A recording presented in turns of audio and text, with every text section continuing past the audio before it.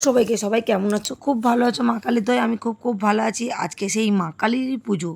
তার জন্যে সকাল সকাল বাবলা একদম কাজ সেরে বসে পড়েছে সিংহাসন মোছার জন্য।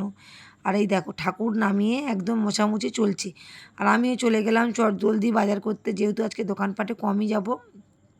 বাড়িতে পুজো বলে কথা। আর যেহেতু শাশুড়ি মা মারা গেছে, এবছর তো আর জোরদার পুজো হবে না। নিয়ম রক্ষার মতন শুধু প্রতি বছরের মতন, মানে প্রতি বছর জোরদার পুজো হয়, এবছর জাস্ট ডালাটা দেবো, পুজো আর হবে না। তার জন্যে চলে গেলাম এই কাকুটার দোকানে। এই কাকুর দোকানেই আমি সবসময় বাজার করি। এই দেখো বাজার হাট করে নিয়ে চললাম। এটা হচ্ছে এবেলার বাজার। ওবেলার বাজারটা এখনও কিছুই করলাম না, করবো রাত্রে। রাত্রে মানে বিকালবেলা একটু দোকানে আসবো, তখন এসে করে নিয়ে যাবো। আজকে বাপ খাবে আর মেয়ে খাবে, আর খাবে না কেউ। এই দেখো আমি কিন্তু একদম করছি, মানে নিরামিষই করছি, কিন্তু একদম হলুদ লঙ্কার গুঁড়ো সব আলাদাভাবে কিনে নিয়ে এসেছি, যেহেতু ছোঁয়াচি খাবো না। আর আমরা না খুব মানি কালী ঠাকুরকে, তার জন্যেই। এই দেখো তার জন্য ডাল সিদ্ধ আর একদম আলু সিদ্ধ দিয়ে দিয়েছি, আর হচ্ছে আম। বাবলা কি বড় কাজটা করেছে দেখো, আমার সিংহাসনটা পুরোটাই ভেঙে দিয়েছে। কী আর করব বলো, বেচারি মানে এত মোছামুছির চোটে ভেঙে দিয়েছে। এই যে ভিডিওটা দেখতে পাচ্ছ, এটা কিন্তু বিকাল 5টার ভিডিও। আমি দোকান থেকে এসে এই যে আলতা পরতে বসে গেছি। তোমাদেরকে দোকানে গেছিলাম, একটুও দেখানো হয়নি, যেহেতু প্রচুর ব্যস্ত ছিলাম। আর সারাদিন না খেয়েই আছি, একটু ফল খেয়েছিলাম, আর কিছু খাইনি। সবাই বলছে নিরামিষ ভাত খাওয়া যায়, কিন্তু আমি আর খেলাম না, মন চায়নি বলে খাইনি। এই দেখো তারপরে আজ আলতা আলতা পরে হাত টাত ধুয়ে এদিকে লেগে গেলাম একদম কাজে। আর মণিদি ওই পাশটায়, আমি এ পাশে আনাজ কাটছি, আর মণিদি এই যে, মণিদিকে আজকে নাইটি পরে দিয়েছি। নাইটি পরতে কেমন লাগছে দেখো মণিদিকে। মণিদি বর জানলে মণিদিকে আচ্ছা মতন পেটোবে, পড়তে দেয় না। আর আমরা এখন রান্নাবান্না করছি দুজনে মিলে। ও একটা কাজ করছে, আমি একটা কাজ করছি, যেহেতু তাড়াতাড়ি হবে।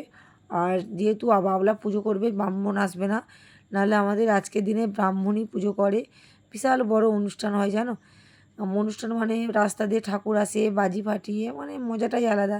খুব সুন্দর করে সাজি, বাড়ির পুজো বলে কথা, সারা রাত জাগা, কত লোক কুটুম। এবছর আর কিছুই হলো না। যাই পারে হোক, মাকে কি আর ভোগ দেবো না? এবার এক্ষুনি তোমরা বলবে বৌদি অচুজ অবস্থায় এত কিছু। দেখো আমরা সব কিছু খাচ্ছি, আর ঠাকুরকে দিতে গেলে দোষ নাই, বা ব্রাহ্মণ পুজো করলো, আমরা তো করতে পারবো। এই দেখো আমি একদম এসে কিন্তু আবার চানসে করেছি, দোকান থেকে এসে করে কিন্তু একটা নাইটি পরে নিয়েছি, পরে আর এই যে ঠাকুরের খাবার বানাচ্ছি।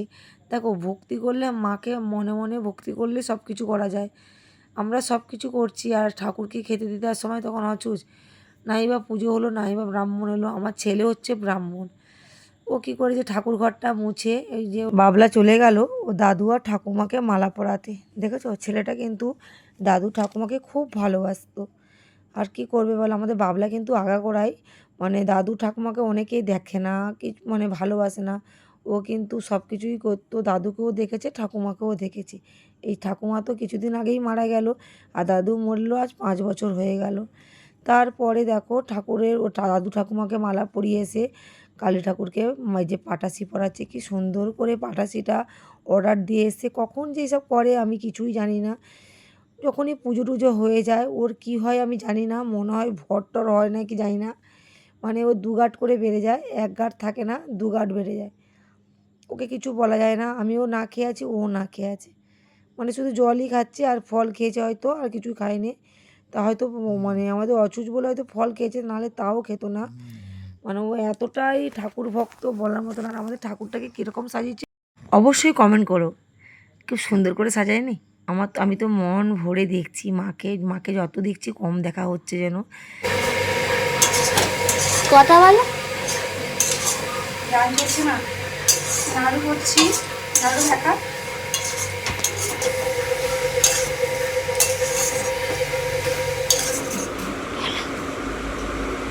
আমি আমার মেয়ের বাড়ি আসছি, জোরে বলো বাবা, জোরে বলো, শুনতে হয়নি।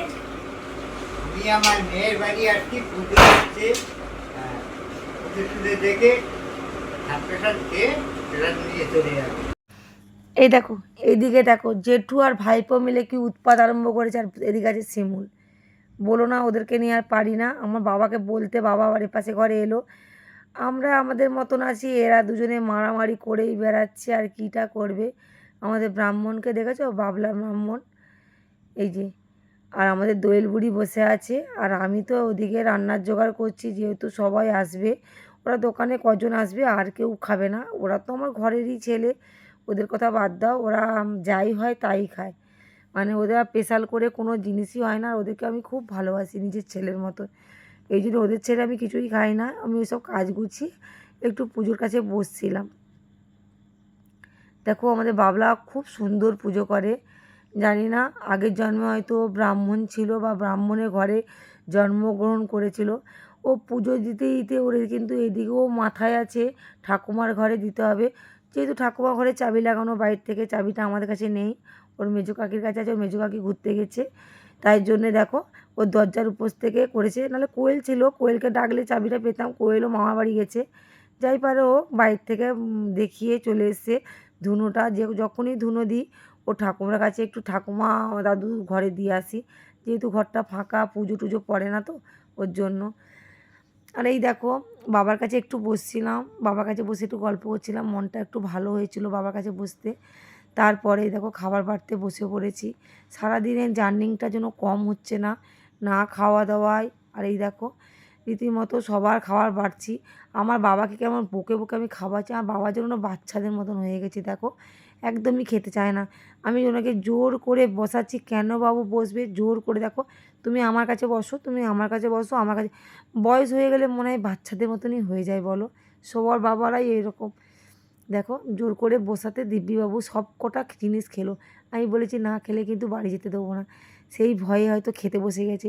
তারপরে এই দেখো আমাদের চিটিকাংড়া দলের জন্য সব প্রসাদ বাড়া হয়ে গেল। খিচুড়ি করেছিলাম, পায়েস করেছিলাম, লুচি, সুজি, নাড়ু আর ফল, আর কিছু করিনি। যেহেতু অচুজ, নাহলে আরও একটু অনেক, আমাদের যদি অচুজ না হতো আরও অনেক কিছু হতো। ঠিক আছে, আগের বছর তোমাদের সব কিছুই দেখাবো। আর ভিডিওটা কেমন লাগছে অবশ্যই কমেন্ট করো, আর ভালো লাগলে লাইক, কমেন্ট, শেয়ার আর একটু সাবস্ক্রাইব।